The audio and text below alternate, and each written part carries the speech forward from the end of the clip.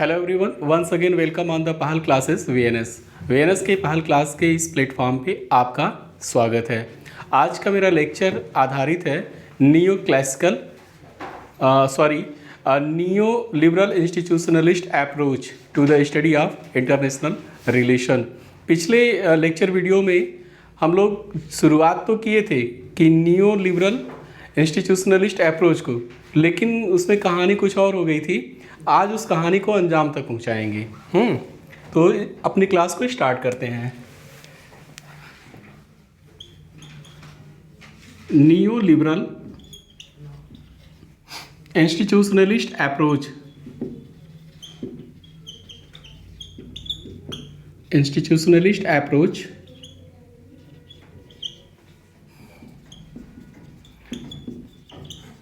To the study of IR। See neo liberal, आपको पता है कि जो द्वितीय विश्व युद्ध के बीच का जो समय था उसमें वुड्रो विल्सन जिस उदारवाद की स्थापना कर रहे थे उसे आदर्शवाद कहा गया। और वो आदर्शवाद मुख्यतः कैसा था? अंतर्राष्ट्रीय संबंधों में संस्थाओं पर के सहयोग पर आधारित था। वुड्रो विल्सन ने प्रपोजल दिया था लीग ऑफ नेशंस का, तो राष्ट्र संघ की स्थापना भी हुई थी, लेकिन यूएस उसका मेंबर नहीं बना। उसके बाद सेकेंड वर्ल्ड वार हुआ। सेकेंड वर्ल्ड वार के बाद भी आप देखेंगे कि संस्थाओं के माध्यम से अंतर्राष्ट्रीय संबंधों में सहयोग के तत्व को आगे बढ़ाने का प्रयास किया गया। लेकिन जो द्वितीय विश्व युद्ध के बाद जो संस्था बनी, जिसको ग्लोबल आप इंस्टीट्यूट कहते हैं, वैश्विक संस्था, यूनाइटेड नेशन, संयुक्त राष्ट्र, वो उसमें आशावाद के पुट कम थे। ऐसा नहीं था कि निराशावाद था, निराशावाद बिल्कुल नहीं था। आशावाद जैसा कि वुड्रो विल्सन का था जब वो लीग ऑफ नेशन की स्थापना कर रहे थे, उस समय के आशावाद और द्वितीय विश्व युद्ध के बाद जब यूएन का गठन हुआ तो उस आशावाद में बहुत ज़्यादा अंतर था। अंतर का कारण ये था कि आप रिकॉल करिए वुड्रो विल्सन को, तो उन्होंने कहा था कि इंटरनेशनल पॉलिटिक्स कैसा है, तो it's like jungle of chaotic power politics. जो केओटिक है, अराजक शक्ति राजनीति है, यानी वो एक तरह के जंगल का गठन करती है जिसमें खतरनाक और खूंखार किस्म के जो पशु यानी राष्ट्र राज्य हैं वो उसमें विचरण करते हैं। तो यदि संस्थाओं के माध्यम से सहयोग होगा तो उन राष्ट्र राज्य खूंखार पशुओं को उठा करके कहाँ पे लाया जाएगा? चिड़ियाघर में, जू में। तो वुड्रो विल्सन के बारे में यह अभिमत है, विद्वान कहते हैं कि उन्होंने ऐसा परिकल्पना की थी कि इंटरनेशनल रिलेशन का जो संबंध बेस है उस बेस को चेंज करना है, यानी फ्रॉम जंगल टू जू का मतलब ये है कि जू of the regulated and peaceful intercourse. Regulated मतलब नियंत्रण लगाना और शांतिपूर्ण सह अस्तित्व को आगे बढ़ाना। See the league of nation की जो प्रस्तावना दी गई थी उसमें यही बात था कि जो है सामूहिक सुरक्षा सिद्धांत पर यह संस्था काम करेगी और स्वतंत्र और संप्रभु राष्ट्र राज्यों के व्यवहार को रेगुलेट करेगी, जिससे अंतर्राष्ट्रीय संबंधों में शांतिपूर्ण सहअस्तित्व होगा और पारस्परिक सहयोग को बढ़ावा मिलेगा। तो इस प्रकार जो अंतर्राष्ट्रीय राजनीति थी वेस्टफेलियन वर्ल्ड ऑर्डर की, उसके बजाय लिबरल वर्ल्ड ऑर्डर की स्थापना करना चाहता कौन? Woodrow Wilson. तो इंटरनेशनल पॉलिटिक्स की जो गति है, जो उसका डायरेक्शन है, वो पावर पॉलिटिक्स की बजाय किधर जा रहा था? शांति की ओर, शांति और सुरक्षा की ओर।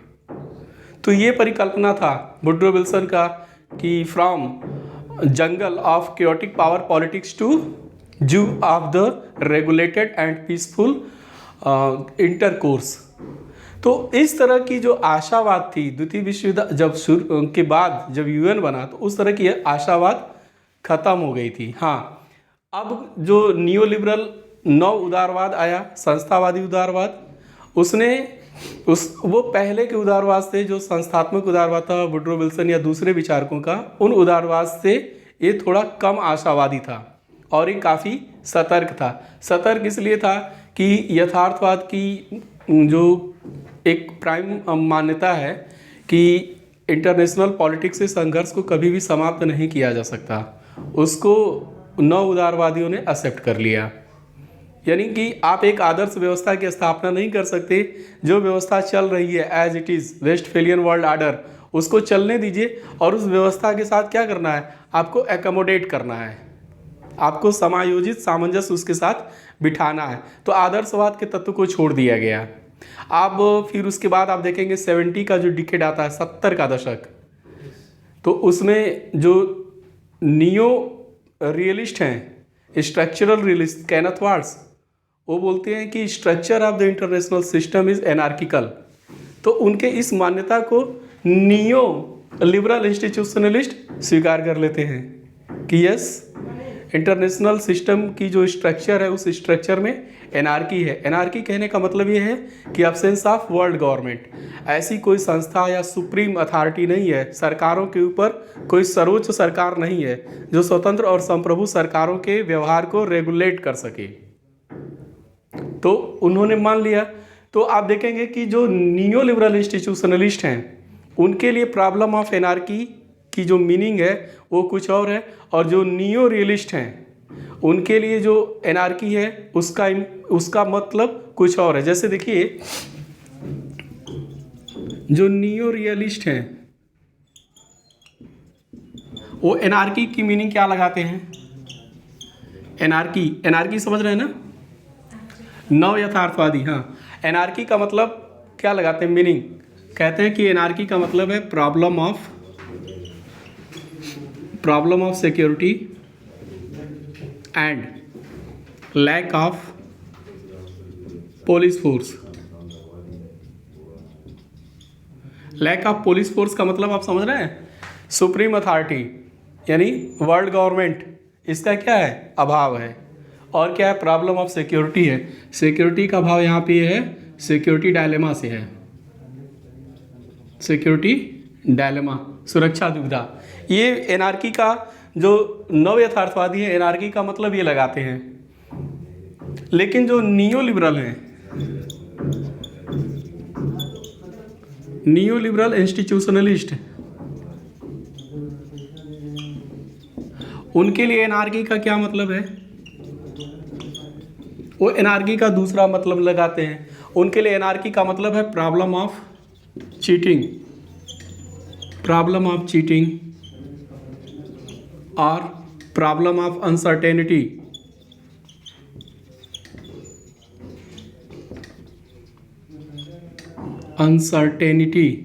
अनिश्चितता बोलते हैं ना, अनसर्टेनिटी, अनिश्चितता। चीटिंग मतलब धोखेबाजी। एक ये हो गया, और दूसरा चीज है लैक ऑफ रूल्स और लॉज।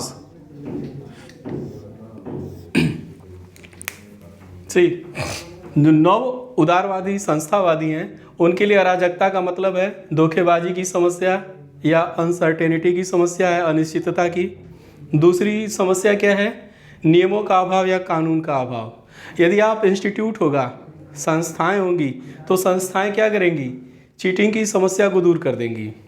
अभी एक्सप्लेन करेंगे कैसे, इसी में आगे बताएंगे कैसे। बस अभी आप यहाँ पे इतना फोकस करिए कि चीटिंग या अनसर्टेनिटी की समस्या को संस्थाएं क्या करेंगी, समाप्त करेंगी।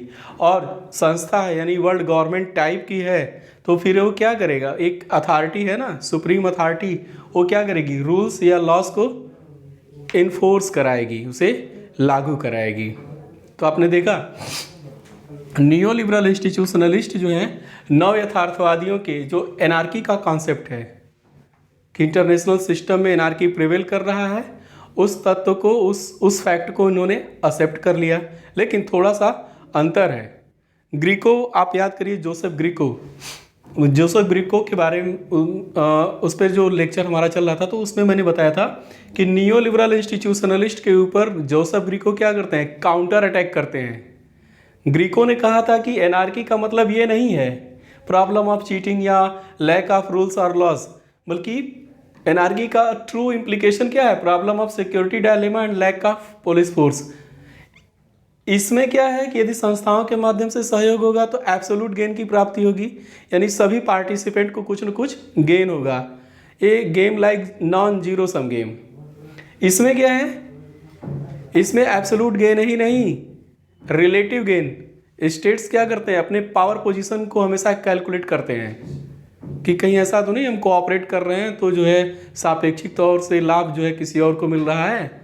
सी WTO में जब जब चाइना को गेन प्राप्त, चाइना जब मेंबर बना WTO का, या अमेरिका द्वारा, आपको पता है ना कि जो ब्रेटन वुड्स सिस्टम है, IMF, वर्ल्ड बैंक या फिर WTO हो या जो अन्य जैसी भी संस्थाएं हों जिसको संयुक्त राष्ट्र ने अपने हितों को की सुरक्षा के लिए, अपने हितों के एडवांसमेंट के लिए जिन संस्थाओं को आगे बढ़ाया था, उसका उन संस्थाओं का मेंबर बन करके चाइना ने लाभ किया, इकोनॉमिक पावर बना, ट्रेड और कॉमर्स को बढ़ा करके इकोनॉमिक पावर बना, और उसके बाद मिलिट्री पावर के तौर पे इस्टेब्लिश किया, और फिर दुनिया भर में अमेरिकी हितों को ही चैलेंज करना शुरू किया। जहाँ जहाँ अमेरिका का प्रेजेंस था, चाहे Asia, Africa, Latin America, Europe के देश, कहीं भी जहाँ जहाँ भी अमेरिका का प्रेजेंस था, वहाँ वहाँ चाइना उसको चैलेंज किया। अब जब चैलेंज किया तो अब आप देखिए रिलेटिव गेन, अमेरिका को लगा कि फिर अगर हम चीन के साथ कोऑपरेट कर रहे हैं तो मेरी तुलना में चाइना को ज़्यादा फ़ायदा हो रहा है। तो फिर धीरे धीरे क्या हुआ, अमेरिका उन संस्थाओं से अपने आप को पीछे खींचना शुरू किया। क्यों? ताकि चाइना को लाभ न मिलने पाए।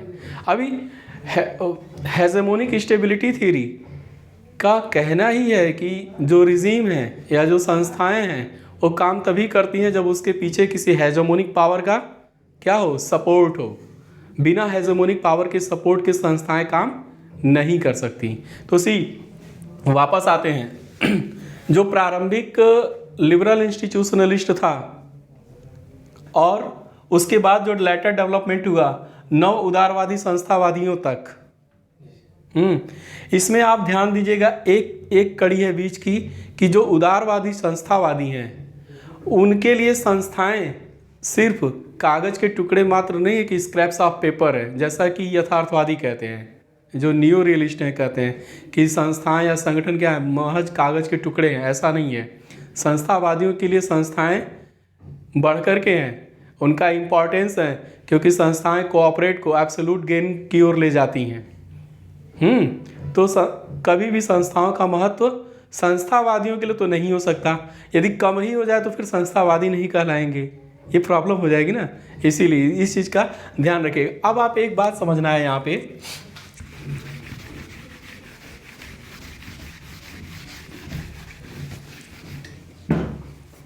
कि नियो लिबरल इंस्टीट्यूशनलिस्ट अप्रोच, इसकी ज़रूरत क्यों पड़ी,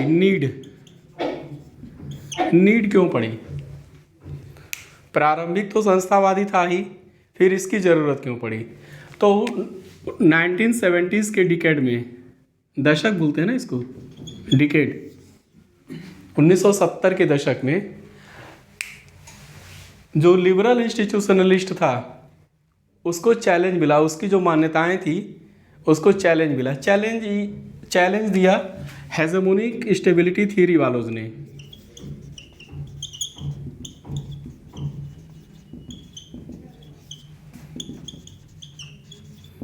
ये जो है नियो रियलिस्ट थियरी थी, neo realist theory, hegemonic stability theory, प्रभुत्व, स्थिरता और सिद्धांत। इसका मतलब है कि संस्थाओं के गठन के पीछे और उन संस्थाओं के को सस्टेन करने के लिए एक हेजेमोन पावर का होना जरूरी है। यदि हेजेमोन पावर उन संस्थाओं को बैकअप नहीं करेगा तो संस्थाएं काम नहीं करेंगी। अराजक अवस्था में उन संस्थाओं का कोई मूल्य नहीं है। संस्थाएं जो थोड़ा बहुत काम कर पाती हैं वो इसीलिए कर पाती हैं क्योंकि उसके पीछे हेजेमोन पावर का क्या है, बैकअप है। एक उदाहरण दिया जाता है कि प्रथम विश्व युद्ध में के बाद जब लीग ऑफ नेशन बना तो आप देखिए कि लीग ऑफ नेशन को अमेरिका ने बैकअप नहीं दिया, उसका सदस्य खुद ही नहीं बना, तो उसकी दुर्गति हुई। लेकिन उसके बाद उस पिछले अनुभव का फ़ायदा उठाया, उस अनुभव का व्यवहारिक तौर पे इस्तेमाल किया गया। सेकेंड वर्ल्ड के बाद जब UN का इस्टेब्लिशमेंट होता है तो उसके बाद जो है US ने उसको बैकअप किया।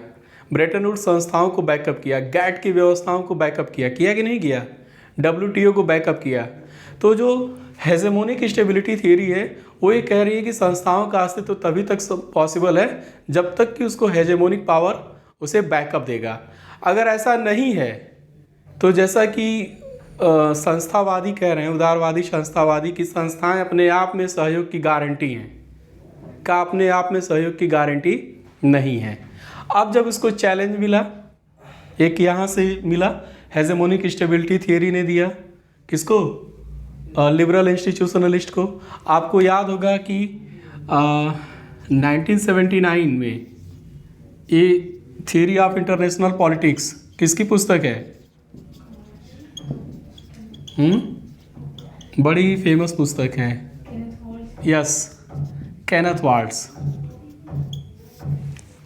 स्ट्रक्चरल रियलिज्म लेके आए थे और उन्होंने एक चीज़, एक इनपुट जो है प्रदान किया था, एनार्की। उन्होंने एक्सपोज किया कि जो इंटरनेशनल सिस्टम की जो स्ट्रक्चर है वो क्या है, एनार्किकल है।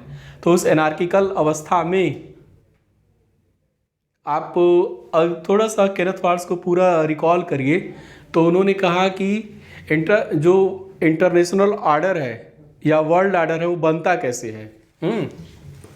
तो जो वर्ल्ड ऑर्डर है,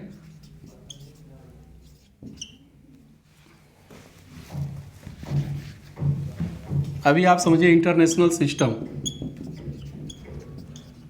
केनेथ वाल्ट्स के अकॉर्डिंग है, इंटरनेशनल सिस्टम बनता है यूनिट्स, और यूनिट्स यानी जो राष्ट्र राज्य हैं, इकाइयाँ, उन इकाइयों के आपसी क्रिया प्रतिक्रिया से एक संरचना निर्माण होती है, उसको बोलते हैं स्ट्रक्चर, संरचना। तो यानी ये यूनिट्स हैं, राष्ट्र राज्य हैं, इनके क्रिया प्रतिक्रिया से क्या बनेगी, एक संरचना का निर्माण होगा। तो ये पूरा ओवरऑल क्या कहलाएगा, इंटरनेशनल सिस्टम। और ये सिस्टम कैसा होगा, यूनिपोलर होगा कि बाईपोलर होगा कि मल्टीपोलर होगा, यह डिसाइड होगा डिस्ट्रीब्यूशन ऑफ कैपेबिलिटी से, है ना, size of capability, size of power. यदि वो कंसंट्रेट है सिर्फ एक यूनिट्स के पास तो उससे बोलेंगे यूनिपोलर।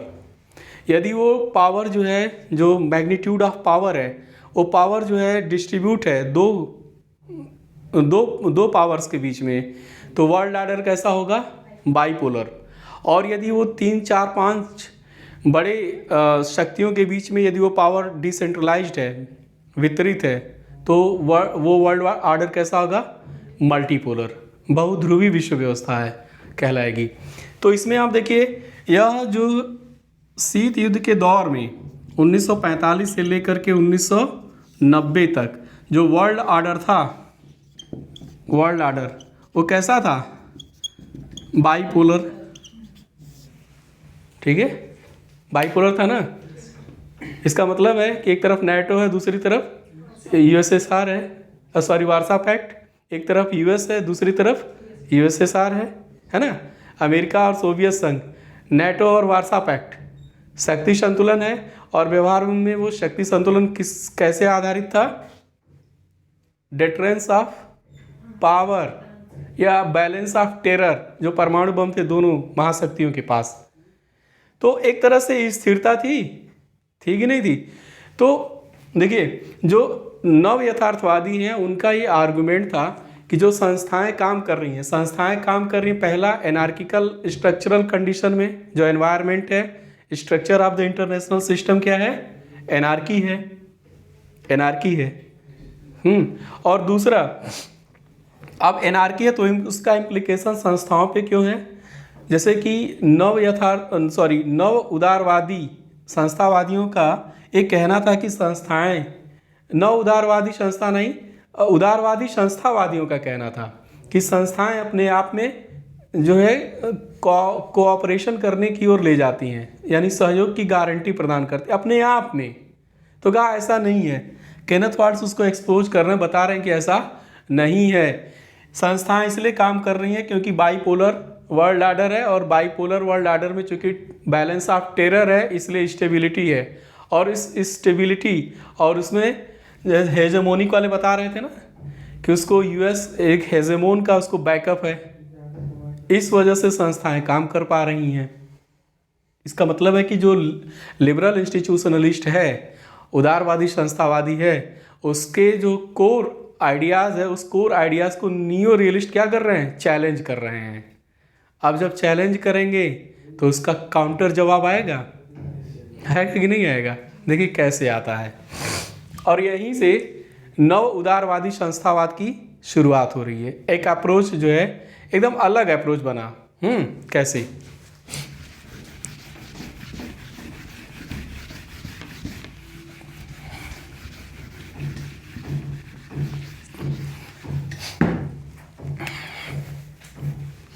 स्टीफन क्राजनर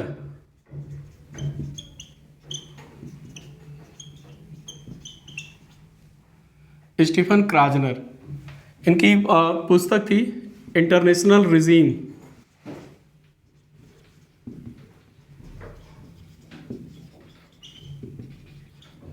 ये आई थी 1983 में। फिर दूसरे एक और विचारक थे इसमें, रॉबर्ट केओहेन। इनकी पुस्तक थी after hegemony.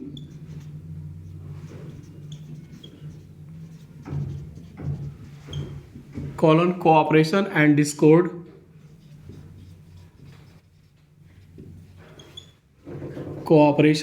Discord, in world political economy.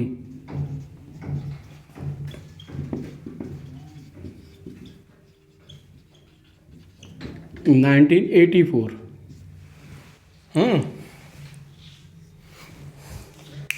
Regime के बारे में पिछले लेक्चर में हमने बताया, उसे बताने की अब ज़रूरत नहीं है। देखिए रॉबर्ट किहोन, आफ्टर हेजेमोनी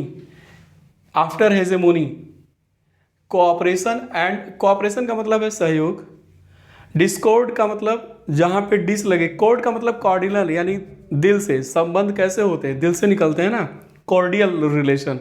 डिस लग गया तो उसका विलोम है, यानी असंतुष्टि या असहयोग का के सेंस में है।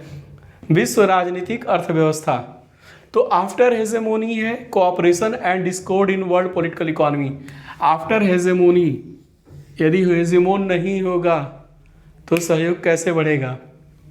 कोऑपरेशन सहयोग का तत्व हो, चाहे वो असंतुष्टि का तत्व हो, है ना। विश्व राजनीतिक व्यवस्था में चाहे वो सहयोग का तत्व हो, चाहे वो असंतुष्टि का तत्व हो, इसके उपस्थिति के अभाव में भी उसकी व्याख्या करने का प्रयास किया गया कि यदि हेजेमोन नहीं होगा तो संस्थाएं कैसे कार्य करेंगी। अभी तो हेजेमोनिक स्टेबिलिटी थियरी वाले कह रहे थे कि इसकी जरूरी उपस्थिति जरूरी है, लेकिन कह रहे हैं कि इसके अभाव में भी सहयोग होगा। अभी क्लियर करेंगे कैसे। दूसरा स्टीफन क्राजनर था, इंटरनेशनल रिजीम बताया ना। संस्थावादियों के लिए एक संस्था का मतलब एक ऑर्गेनाइजेशन भी हो सकता है, संगठन, जैसे कि यूनाइटेड नेशन, या जो रूल बेस्ड जो शासन प्रणाली है, नियमों पर आधारित कुछ व्यवस्थाएं हो सकती हैं, जैसे रिजीम कहते हैं उसको, है ना। WTO है, या बहुत से रिजीम है, NPT, CTBT, रिफ्यूजीज को लेकर के है, एनवायरनमेंट को लेकर के रिजीम्स हैं, ये भी हो सकता है। तो आप समझिए स्टीफन क्राजनर और रॉबर्ट किहोन ये लोग थे। अब आप एक चीज़ और गौर करिए,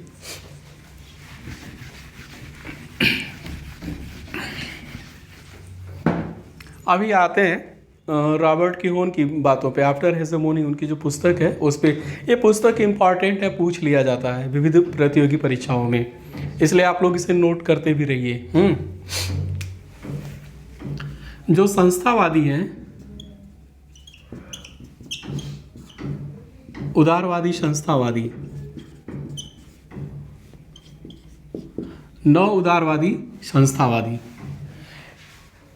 ये इंस्टीट्यूशनलाइजेशन की डिग्री को मापते हैं। इंस्टीट्यूशनलाइजेशन क्या है अभी बता रहे हैं।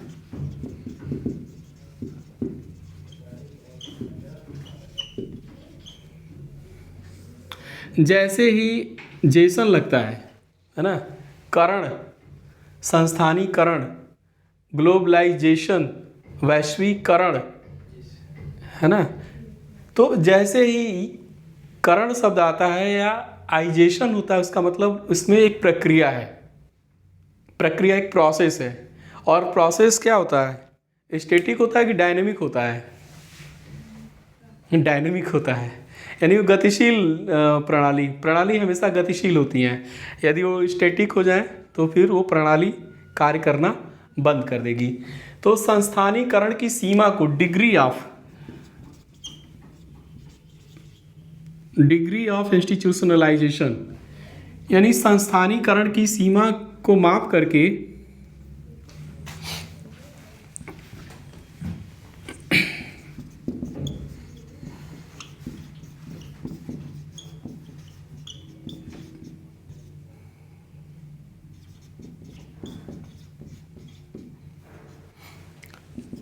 संस्थानीकरण की सीमा को माप करके संस्थाओं के महत्व को उजागर करते हैं।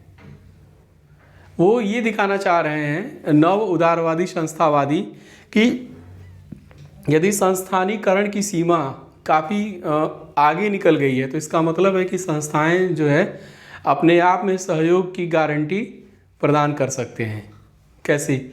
उसको मापने के लिए आनुभविक और व्यवहारिक वैज्ञानिक पद्धति, जो बिहेवियरिस्टिक जो थियरी है वो, जो इम्प्रेसिस्ट थियरी है वो, यानी एक तरह से आप समझिए कि वैज्ञानिक पद्धति को डेवलप करते हैं। कैसे? दो मैकेनिज़्म है इसमें। एक मैकेनिज़्म है स्कोप का और दूसरा है डेप्थ। अभी जो हेजेमोनिक स्टेबिलिटी थियरी वाले बोल रहे हैं ना कि संस्थाएं क्या हैं, कुछ नहीं है, लेकिन बता रहे हैं कि नहीं, संस्थाएं हैं, उसका महत्व है। कैसे है? स्कोप का मतलब है क्षेत्र और डेप्थ का मतलब है गहराई। इन दो डायमेंशन पे, इन दो आयाम पे आप देखिए तो आप संस्थानीकरण के महत्व को समझ जाएंगे। संस्थानीकरण की सीमा कहाँ तक है, उसके महत्व को दर्शाने के लिए दो डायमेंशन, पहला डायमेंशन स्कोप का, दूसरा डायमेंशन डेप्थ का। स्कोप यानी यदि कोई संस्था है तो कितने इश्यूज एरिया में काम कर रही है, कितने इश्यूज को वो टैकल कर रही है, कितने इश्यूज। आप देखिए यूएन है, कई इश्यूज को टैकल कर रहा है। यूरोपीय यूनियन है, कई इश्यूज को टैकल कर रहा है कि नहीं है यूरोपीय यूनियन। और दूसरी तरफ आप WTO को देखें तो वो ट्रेड रिलेटेड इश्यूज को टैकल कर रहा है। उस ट्रेड रिलेटेड इश्यूज में भी आप देखिए कई उसमें मैकेनिज्म है, जैसे ट्रिम्स है, ट्रिप्स है ना, TRIMS trade related investment mechanism है, TRIPS trade related intellectual property right है कि नहीं। There are many mechanism available also in the WTO। तो आप समझिए कि क्षेत्र, यदि एक संस्था है, यानी एक कोई अंतर्राष्ट्रीय संगठन है, उसके इम्पॉर्टेंस को कैसे आप माप करेंगे? तो मेजरमेंट के लिए पहला डायमेंशन स्कोप का है। यदि आप देखिए वो कितने स्कोप में, अगर सिर्फ सिंगल स्कोप में कोऑपरेट कर रहे हैं तो जाहिर सी बात है उसके संस्थानीकरण की सीमा क्या है, संकुचित है। लेकिन वो व्यापक इश्यूज एरिया को कवर कर रहा है तो संस्थानीकरण का जो डिग्री है, सीमा है, वो क्या है, व्यापक है उसका दायरा। तो आप समझिए कि इसको आसानी से रिजेक्ट नहीं किया जा सकता, संस्थाओं के इम्पोर्टेंस को। दूसरा चीज़ है डेप्थ। डेप्थ के मेजरमेंट के लिए 3 तरीका अपनाया गया। एक है कॉमनैलिटी, दूसरा है स्पेसिफिसिटी, तीसरा है ऑटोनॉमी। इसका मतलब है साझापन, क्या बोलते हैं, कॉमनैलिटी, सामान्य, कॉमन है ना, सामान्य या साझा मूल्य या साझा विश्वास आप कह सकते हैं, उसकी बात हो रही है। सी अबाउट प्रिंसिपल्स, दिख रहा है, प्रिंसिपल, कॉमनैलिटी। दूसरा है स्पेसिफिसिटी, यानी ये स्पेस एकदम स्पेसिफिक, विशिष्ट, ये ये रूल्स को टैकल करता है। रूल्स यानी नियम या जो कानून है उसको, रूल्स को। ऑटोनॉमी का मतलब है कि जो स्वतंत्र और संप्रभु जो सरकार है उससे किस सीमा तक ये स्वायत्त हैं। यदि संस्थाओं में जो संप्रभु सरकारें हैं उनका दखल अंदाजी है तो फिर वो आप उसको ऑटोनॉमस नहीं कहेंगे। लेकिन यदि संस्थाएं पर्याप्त रूप से एंजॉय कर रही हैं ऑटोनॉमी को, यानी उस संस्थाओं में स्वतंत्र और संप्रभु राष्ट्र राज्यों की दखल अंदाजी कम है, ऐसा नहीं कि है ही नहीं, रहेगा। लेकिन यदि वो कम है उनकी दखल अंदाजी, तो इसका मतलब है कि संस्थाएं ऑटोनॉमी को एंजॉय कर रही हैं। तो डेप्थ यानी इस आधार पे आप आंकिए संस्थाओं के इम्पोर्टेंस को। 2 डायमेंशन, एक स्कोप का, दूसरा डेप्थ का। इस डेप्थ में भी क्या है, कॉमनैलिटी, यानी कुछ साझे विश्वास होने चाहिए। बिलीफ इन फैक्ट्स, प्रिंसिपल्स, कि हाँ हमें कुछ एरिया में काम करने हैं, है ना, विश्वास होना चाहिए, हमारे हित के लिए है। स्पेसिफिसिटी, आप याद करिए स्टीफन क्राजनर का जो रिजिम बताया था तो उसमें बताया था ना, principles, norms, rules and decision making procedure around which actors expectations converge in a specific area. एक विशिष्ट क्षेत्र में जो कर्ता हैं उन कर्ताओं का जो आकांक्षाएं हैं उतरती हैं, यानी संघनित होती हैं। जैसे क्या बोलते हैं, प्रिज्म, प्रकाश का ध्रुवण होता है एक बिंदु पे, यानी सारी अपेक्षाएं एक जगह पे आती हैं, तो फिर रिजीम या इंस्टीट्यूशन बनती हैं। तो ऐसे ही समझिए इसको, कॉमनैलिटी यानी साझा मूल्य हो कि हाँ हमें इस एरिया में कोऑपरेट करना है, सहयोग करना है, प्रिंसिपल। फिर जब सहयोग होगा तो उस सहयोग को इन्फोर्स करने के लिए क्या होगा, रूल्स बनेंगे कि नहीं बनेंगे। रूल्स खुद तो कोई भी संगठन हो, संस्था हो या रिजीम हो, बिना रूल्स के सहारे तो काम करेंगे नहीं। जो उस रूल्स को नहीं मानेगा उसको क्या फिर किया जाएगा, पनिशमेंट किया जाएगा, उन्हें उसे दंडित किया जाएगा। एक चीज़ है ऑटोनॉमी, यानी वो कितनी स्वायत्त हैं, किससे, जो संस्था है, कोई भी एक संस्था हो, उसके जो मेंबर सदस्य देश हैं, यानी उन सरकारों की दखल अंदाजी से कितने जो है दूर हैं, मतलब कितने वो स्वायत्त हैं। तो यदि आप इसका लेवल देख लीजिए, डिग्री नाप लीजिए तीनों का, स्कोप की डिग्री नापिए, डेप्थ की डिग्री नापिए।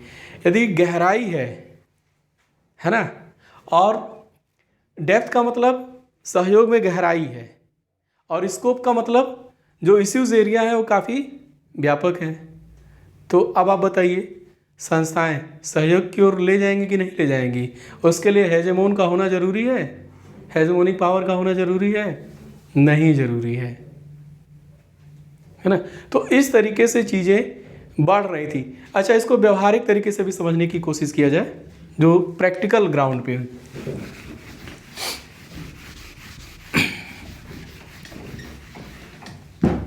जैसे आप यूरोपीय यूनियन को ले लीजिए,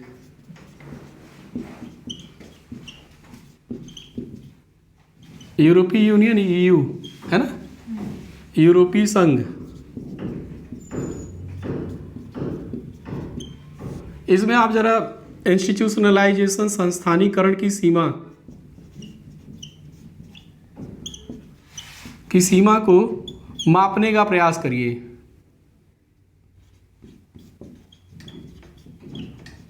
तो कैसे मापेंगे, 2 डायमेंशन है ना, अभी बताया ना, क्षेत्र और गहराई।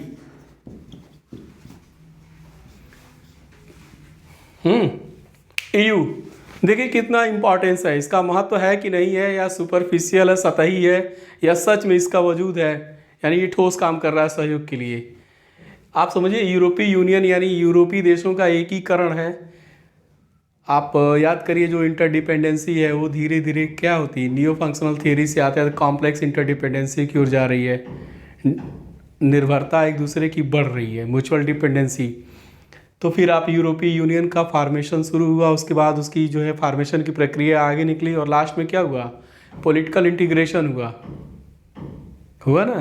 तो अब देखिए EU आ गया है, अब जरा उसको समझिए। क्षेत्र, EU कितने इश्यूज एरिया को टैकल करता है, एक करता है या कई करता है, बताइए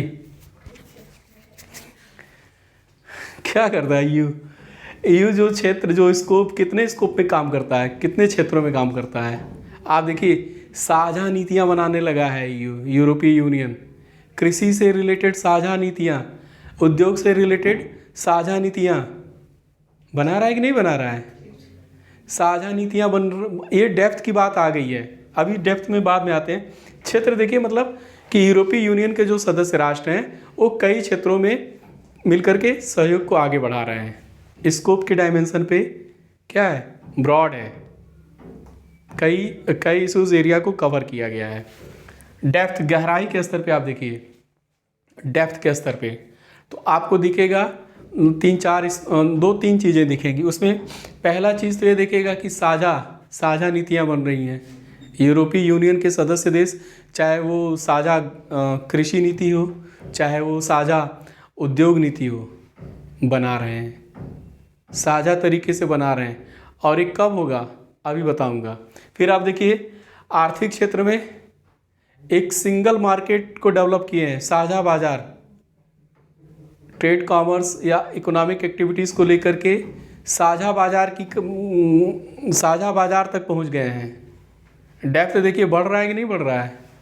अभी साउथ एशिया वाले हम लोग कहाँ पे हैं? साफ्टा पे हैं, उसमें भी प्रॉब्लम है।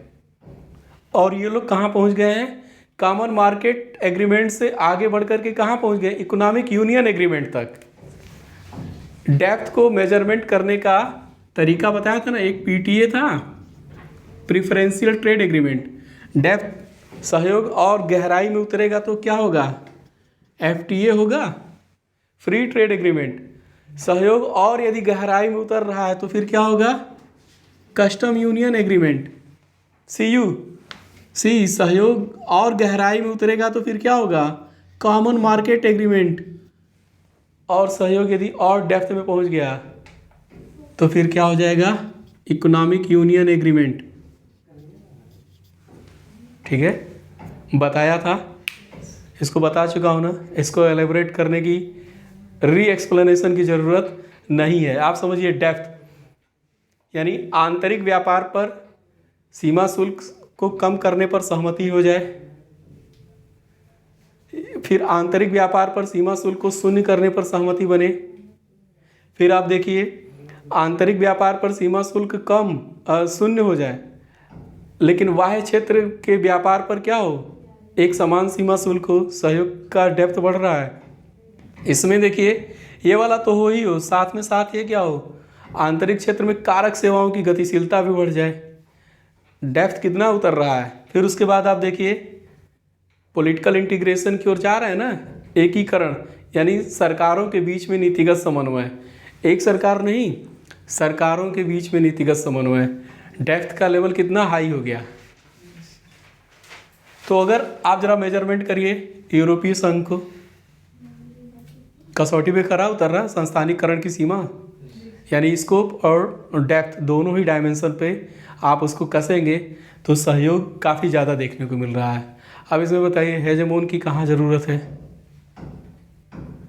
लाभान्वित हो रहे हैं, जो सरकारें हैं उनको भी लाभ हो रहा है, और जो जनता है क्षेत्र विशेष की, यूरोपीय यूनियन की जनता, वो भी लाभान्वित हो रही है। तो आसानी से सहयोग की ओर जाएंगे कि संघर्ष की ओर जाएंगे? कहाँ जाएंगे?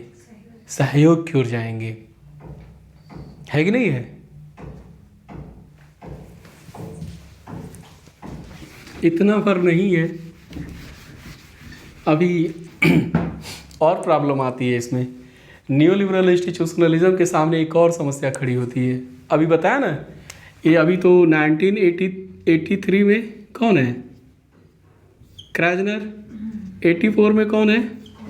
कोहेन है। और 1987 में कौन आ जा रहे हैं? Joseph Greco. अभी एक बार फिर चैलेंज मार रहे हैं कि नहीं मार रहे हैं? मुझ में अगन है, अभी बाकी आजमा लो। रियलिस्ट अभी हार नहीं माने हैं, आ रहे हैं काउंटर अटैक करने के लिए। काउंटर अटैक किया गया। जोसेफ ग्रीको को बता चुका हूँ कि किस तरीके से जो है एब्सोल्यूट गेन की बजाय जो है रिलेटिव गेन को देखते हैं, और कहते हैं कि cooperation is not possible under anarchy between states. जैसा कि 9 उदारवादी संस्थावादियों का को यकीन है कि चाहे स्कोप के लेवल पे देख लीजिए, चाहे वो डेप्थ के लेवल पे देख लीजिए, संस्थाएं अपने आप में सहयोग की गारंटी हैं, लेकिन ये कह रहे हैं कि ऐसा नहीं है। एब्सोल्यूट गेन ही नहीं, रिलेटिव गेन की भी बात कीजिए, और रिलेटिव गेन में आप देखेंगे जब एक राष्ट्र को नुकसान होगा तो वो पीछे हटेगा, संस्था से अपने आप को पीछे हटना शुरू किया है ना। तो ये चीज़ें हैं। तो अब फिर से एक बार फिर से इसको चैलेंज मिला, और आप देखिए कि एक दौर था, लेकिन जब ग्रीकों का काउंटर अटैक हुआ तो उसके बाद ये नियो लिबरल इंस्टीट्यूशनलिस्ट ने अपने आशावाद के तत्व को छोड़ा नहीं था। इनको भी जवाब दिया, नव उदारवादी संस्थावादियों ने ग्रीकों को भी जवाब दिया था, है ना। कहा कि ठीक है, रिलेटिव गेन की बात हो रही है, लेकिन अगर आप स्कोप और डेप्थ है तो आप उससे परेशान होने की ज़रूरत नहीं है कि आपको रिलेटिव गेन हो रहा है कि नहीं हो रहा है। आप देखिए संस्थाओं का इम्पोर्टेंस इतना था कि जब शीत युद्ध की समाप्ति होती है, यानी जो बाइपोलर वर्ल्ड आर्डर था, सोवियत संघ के कोलैप्स होने के बाद क्या हो गया, कुछ समय के लिए यूनिपोलर हो गया। तो वर्ल्ड आर्डर में जो अभी क्या थी, बैलेंस थी, बैलेंस ऑफ पावर था, वो बैलेंस ऑफ पावर अचानक से क्या हो गया, कोलैप्स कर गया। वार्सा पैक्ट समाप्त हुआ, बचा नेटो। तो यह माना गया कि फिर से यूरोप कहीं पुरानी द्वितीय विश्व युद्ध के समय वाली स्थिति में न पहुंच जाए, अनस्टेबिलिटी और अस्थिरता कहीं यूरोप में न आए, क्योंकि शक्ति संतुलन होने, दो सुपर पावर के बीच में बैलेंस ऑफ पावर होने की वजह से क्या था, यूरोप में स्टेबिलिटी थी, संस्थाएं काम कर रही थी। लेकिन जब एक किला ढह गया, एक पोल समाप्त हो गया, तो फिर आशंका जताई जाने लगी, लेकिन ऐसा हुआ कुछ नहीं। आप देखिए जर्मनी का यूनिफिकेशन हुआ, बर्लिन की वॉल ढहा दी गई, उसके बाद आप देखिए कि यूरोप में स्थिरता के बजाय अस्थिरता के बजाय क्या हुआ, स्थिरता को बढ़ावा मिला। यूरोपीय यूनियन के जो फॉर्मेशन की जो प्रक्रिया रुकी हुई थी बीच में, उसको और तेज़ी से मिली, और यूरोपीय यूनियन के रूप में यूरोप का क्या हुआ, एकीकरण हो गया। तो संस्थाएं जो है डिसस्टेबिलिटी के बजाय क्या किया, स्टेबिलिटी लेकर के आ रही थी। तो अब जब इस तरह की बातें होने लगी तो फिर नियो रियलिस्ट को चैलेंज मिला। जो नियो रियलिज्म है कह रहा था कि नहीं, अंतर्राष्ट्रीय जो संबंध है उसका संचालन शांति की ओर नहीं है, पावर पॉलिटिक्स की ओर है, क्योटिक पावर पॉलिटिक्स। अब एक बार संस्थाओं के माध्यम से, अंतर्राष्ट्रीय संधियों के माध्यम से, आप देखिए उस समय कई संस्थाएं बन रही थी, सहयोग काफ़ी ज़्यादा बढ़ गया था। जो नैम के देश थे, गुट निरपेक्ष जो आंदोलन के देश थे, वो भी अमेरिकी खेमे में जा रहे थे सोवियत किला ढहने के बाद। तो एक तरह सहयोग का तत्व काफ़ी बढ़ रहा था। तो ऐसे में एक बार फिर से आप देखेंगे आगे चल करके John मीरशीमर,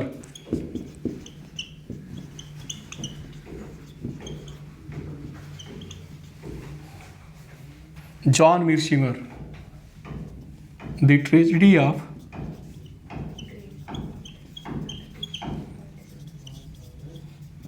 of great power politics कब आई थी ये, 2001 में, है ना। यानी एक तरह से नव उदारवादी संस्थावादियों पर एक क्या किए, फिर से एक करारा प्रहार कर रहे हैं ये जॉन मीरशीमर। अच्छा, कमाल की जो है राइवरली चल रही है नियो रियलिज्म और नियो लिबरलिज्म के बीच में। जो भी थियरिस्ट हैं उन सब के बीच में कमाल का चल रहा है ना, क्रिया प्रतिक्रिया चल रही है न, तुम हम किसी से कम नहीं, ठीक है। तो जॉन मीरशीमर उन्होंने फिर से क्या किया, tragedy of great power politics. पहले तो इन्होंने केनेथ वाल्स को मॉडिफाई किया, उनके स्ट्रक्चरल रियलिज्म, और केनेथ वाल्स जो प्रतिपादित किए थे कि एनार्किकल स्ट्रक्चर में स्टेट कैसे हैं, सिक्योरिटी मैक्सिमाइजर हैं रादर देन पावर मैक्सिमाइजेशन। यानी अंतर्राष्ट्रीय अराजक व्यवस्था में राज्य अपनी सुरक्षा चाहते हैं और सुरक्षा के लिए ही वो पावर चाहते हैं, बैलेंस ऑफ पावर को प्रीफर करते हैं सुरक्षा के लिए। सुरक्षा उद्देश्य है और पावर क्या है, साधन है। लेकिन उसको पहले तो जॉन मीरशीमर उसको काउंटर करते हैं, मॉडिफाई करते हैं, कहते हैं कि नहीं, सुरक्षा नहीं, राज्य सुरक्षा नहीं, वो अपने पावर को बढ़ाना चाहते हैं। एग्जाम्पल दिया चाइना का कि चाइना का जो उभार हो रहा है वो चाइना सिर्फ महज सिक्योरिटी के लिए नहीं काम कर रहा है कि चाइना के सिक्योरिटी को हर जगह से थ्रेट्स है तो अपनी सुरक्षा के लिए वो पावर को बढ़ा रहा है। No no no no no, Mearsheimer क्या करते हैं, आगाह करते हैं, नो, चाइना का जो इमरजेंस है वो पीसफुल कतई नहीं है। वो दुनिया भर में हेजेमोन यानी जो स्टेटस कोइस्ट है उसको वो चैलेंज करेगा, because China is revisionist power. Revisionist का मतलब है क्या, व्यवस्था को बदलने वाला। तो एक तो ये हुआ, और दूसरी कहा कि ये 2001 की बात हो रही है, कहा कि एक बार फिर से यूरोप ठीक है संभल गया है संस्थाओं के माध्यम से, लेकिन यूरोप जो है, यूरोप में इनस्टेबिलिटी का दौर आएगा। इनस्टेबिलिटी क्यों आएगी, क्योंकि जो आप देखिए 1945 से 1990 के बीच का एक क्या कैसा शीत युद्ध के दौरान वर्ल्ड ऑर्डर कैसा था, बाईपोलर। बाईपोलर यानी नेटो एंड वार्सा पैक्ट, है ना, यूएस और USSR. Terror, balance of terror, आतंक का संतुलन था। तो वर्ल्ड ऑर्डर में क्या थी, स्टेबिलिटी थी। लेकिन यूएसएसआर के कोलैप्स होने के बाद वर्ल्ड ऑर्डर किधर मूव कर रही है, मल्टीपोलरिटी की ओर, बहुध्रुवीयता की ओर जा रही है। तो ऐसे में क्या होगा, वर्ल्ड ऑर्डर में इनस्टेबिलिटी आएगी, अस्थिरता आएगी।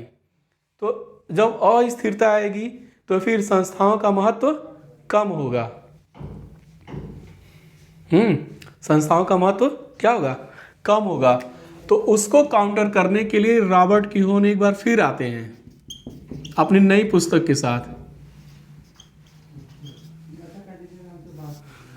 और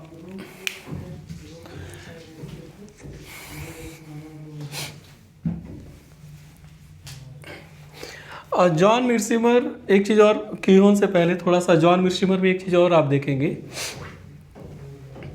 जॉन मिर्सिमर 2001 से पहले 1993 में 1993 जॉन मिर्सिमर की एक पुस्तक पब्लिश हुई थी। उस पुस्तक का नाम था बैक टू द फ्यूचर। ये भी काफ़ी इम्पॉर्टेंट पुस्तक है, इसलिए मुझे याद आ गया, आप लोग इसे लिख लीजिए, back to the future. Back to the future, उसकी इसमें tragedy of great power politics की एक झलक यहाँ पे आ गई थी। अच्छा, ट्रेजेडी यानी त्रासदी क्या है, जो महान शक्ति राजनीति हो रही है उसकी त्रासदी क्या है। त्रासदी यही, उन्होंने कहा कि चूंकि हेजेमोन कोई भी नहीं बन पाएगा, अधिक से अधिक रीजनल हेजेमोन होगा, ग्लोबल हेजेमोन नहीं बन पाएगा। तो ऐसे में क्या होगा, war is inevitable between regional hegemons and that is the tragedy of great power politics. Tragedy यही है कि वार जो है अवश्यंभावी है, जो रीजनल हेजेमोन है उनके बीच में वार अवश्यंभावी है। War is inevitable between status quoist and revisionist state. Status quoist और रिविजनिस्ट पावर के बीच में वार अवश्यंभावी है, चाहे वो डायरेक्ट युद्ध हो चाहे वो इनडायरेक्ट हो, इकोनॉमिक वार ही क्यों न हो। डोनाल्ड ट्रंप के समय में देखिए क्या हुआ था, चाइना और अमेरिका के बीच में ट्रेड वार चल रहा था, अभी भी वो जारी है, ख़त्म नहीं हुआ है। इवन जो बाइडन भी आ गए तब भी वो जारी है। आज किसी देश के ऊपर युद्ध डायरेक्ट मिलिट्री वार से की बजाय क्या है, इकोनॉमिक वार का ट्रेंड चल रहा है। यानी आप उसको भिखमंगा बना दीजिए, है ना, भिखमंगे की फिर क्या हैसियत है, कुछ नहीं है, ठीक है। ये युद्ध है। तो आप समझिए एक चीज, तो एक तरह से जॉन मिर्सिमर जो है फिर से जो है चैलेंज किए थे नव उदारवादी संस्थावादी सिद्धांत पे इन्होंने चैलेंज किया था।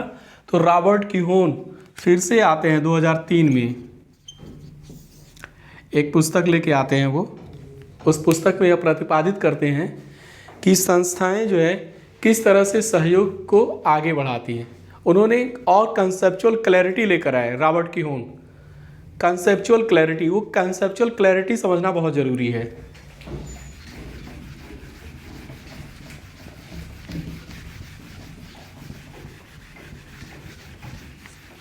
किहोन,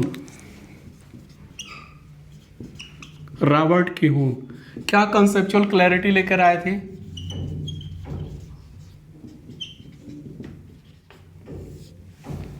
अभी बताया था, 9 उदारवादी संस्थावादियों के लिए एनार्की का मतलब क्या है? Problem of cheating, problem of uncertainty, problem of uncertainty है, और लैक ऑफ रूल या लॉ है। और क्या जा रहा है? बहुध्रुवी विश्व के बजाय क्या हो रहा है? वर्ल्ड ऑर्डर, मल्टीपोलरिटी की ओर जा रही है, तो इनस्टेबिलिटी आ रही है। तो उसको ऐसे वातावरण में, ऐसी परिस्थिति के बीच में सहयोग संस्थाओं के माध्यम से कैसे आगे बढ़ेगा? तो कहते हैं कि संस्थाएं इसलिए उपयोगी हैं, नंबर 1, इंफॉर्मेशन प्रोवाइड करती हैं। क्या करती हैं? इंफॉर्मेशन यानी सूचनाएं। अनसर्टेनिटी या जो चीटिंग की समस्या है क्यों होती है? कम्युनिकेशन गैप की वजह से। आप याद करिए prisoner dilemma, PD, prisoner dilemma, कैदी की दुविधा। बीए फाइनल ईयर में पढ़े होंगे आप लोग, नहीं पढ़े हैं? प्रिजनर डायलेमा, कैदी की दुविधा। कैदी की दुविधा यही है कि 2 कैदी हैं, दोनों अलग अलग बैरक में हैं। कैदी ए यहाँ है, कैदी बी यहाँ है, कोई कम्युनिकेशन नहीं है दोनों के बीच में, कोई कम्युनिकेशन नहीं है। तो कोई कम्युनिकेशन नहीं है तो कहाँ पहुँचते हैं? प्रिजनर डायलेमा को आगे जब गेम थ्योरी पढ़ाऊँगा तो वहाँ पे क्लियर करूँगा। बस आप इतना समझिए कि दोनों कैदी क्या करते हैं? म्यूचुअल डिफेक्शन का चयन करते हैं, किस निर्णय तक पहुँचते हैं। चूँकि कम्युनिकेशन गैप है, तार्किक एक्टर हैं, अपने अच्छे बुरे की पहचान कर सकते हैं, तो अपने अच्छाई के लिए क्या समझते हैं? म्यूचुअल डिफेक्शन, यानी ठीक है, छोटे लाभ बड़े लाभ की बजाय क्या है? छोटा लाभ से समझौता करते हैं। जो बड़ा लाभ हो सकता था म्यूचुअल कोऑपरेशन पे, म्यूचुअल कोऑपरेशन पे जो एक बड़ा लाभ हो सकता था, उसकी बजाय चूँकि कम्युनिकेशन गैप है, कोई आश्वस्त नहीं है कि इसकी क्या स्ट्रेटजी होगी। ए बी के प्रति आश्वस्त नहीं है, अनसर्टेन है, और बी ए के प्रति अनसर्टेन है, अनिश्चित है कि वो क्या कदम उठाएगा। चीटिंग की समस्या भी है, धोखेबाजी की, क्या पता है कोई एक दूसरे के साथ चीटिंग कर दे, है ना। तो ये बेस्ट तो ये है कि म्यूचुअल कोऑपरेशन हो, पारस्परिक सहयोग हो, लेकिन क्या है? पारस्परिक डिफेक्शन है। तो पारस्परिक डिफेक्शन का मतलब हुआ कि जो बड़ा लाभ है उसकी बजाय छोटे लाभ। और चूंकि यह राज्यों के बीच चलता है तो ये वन शॉट गेम नहीं है, व्यक्ति के स्तर पे तो एक बार होगा, लेकिन राज्य चूंकि ड्यूरेबल हैं, लंबे समय तक बने रहेंगे, तो उनके बीच बार बार ये पीढ़ी आएगा। दैट्स वाई डायलेमा ना, वो फंसे रहते हैं। तो इससे क्या होता है? राष्ट्र एक दूसरे के बारे में आश्वस्त नहीं है, उसके इरादे को लेकर के आश्वस्त नहीं है, तो फिर क्या होगा? एक दूसरे के प्रति अविश्वास से भरे रहेंगे, अपनी एक दूसरे के एग्जिस्टेंस को अपनी सुरक्षा के लिए खतरा समझेंगे, तो आर्म्स रेस में पड़ जाएंगे। बड़ा लाभ क्या था कि दोनों राष्ट्र एक दूसरे के साथ कोऑपरेट करते हैं, बट कम्युनिकेशन गैप है, अनसर्टेनिटी है, चीटिंग की प्रॉब्लम है। इस वजह से क्या होगा? कोऑपरेशन के बजाय क्या होगा? डिफेक्शन होगा। ठीक है, बड़ा लाभ के बजाय छोटे लाभ पे, यानी अब आप दौड़ में फंस गए ना, शस्त्रों की होड़ में। जब आप शस्त्रों की होड़ में फंसेंगे तो फिर आपका खर्चा बर्डन क्या होगा? बढ़ेगा। आपका लाभ का लेवल स्तर क्या होगा? डाउन होगा। तो प्रिजनर डायलेमा की स्थिति से निकलने में क्या है? जो न्यू लिबरल इंस्टीट्यूशनलिस्ट है वो कारगर है। कैसे है? कहते हैं संस्थाएं जो हैं सूचनाएं प्रदान करती हैं सदस्य राष्ट्रों को। जब कम्युनिकेशन गैप के बजाय कम्युनिकेशन चैनल को खोलती हैं, सूचनाओं का आदान प्रदान होगा, तो एक राष्ट्र दूसरे राष्ट्र के साथ क्या होगा? संपर्क में रहेगा हमेशा ना। तो जो अनसर्टेनिटी है वो क्या होगा?